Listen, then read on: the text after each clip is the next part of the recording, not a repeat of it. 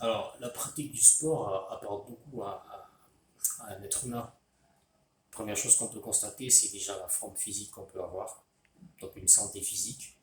Et la deuxième chose, c'est ce qui est peut-être même le plus important et ce que beaucoup recherchent quand ils s'inscrivent dans un club d'arts martiaux ou de sport de combat, c'est cette santé mentale, cette santé de l'esprit, cet équilibre mental. Cet équilibre mental qui vous permet d'avoir un mental de guerrier, un mental de quelqu'un qui est prêt à affronter les difficultés de la vie. Voilà un peu. Alors, pour ce qui est de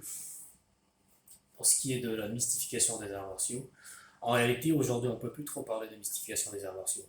Je pense que la mystification des arts martiaux a été remplacée par autre chose. Ce qu'on pourrait dire, moi je pense qu'aujourd'hui, on fait plus face à un esprit réfractaire. C'est-à-dire que les gens sont réfractaires à ce qu'ils qualifient de, je mets ça en guillemets, de violence. Le sport de combat est violent.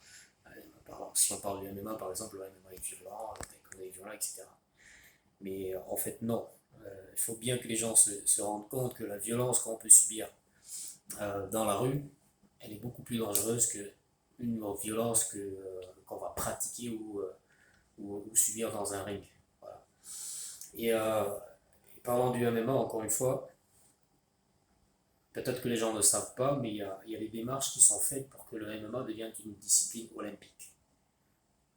Ça veut dire que normalement, si on a une discipline olympique, on peut être pratiqué en amateur, déjà, pour les enfants, avec toutes les mesures de sécurité qui doivent être mises. Donc les instruments de protection, hein, les casques, les gelware, etc.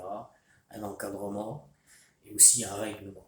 C'est-à-dire qu'en amateur, on ne mettra pas de coups de coude par exemple. C'est pas la même chose.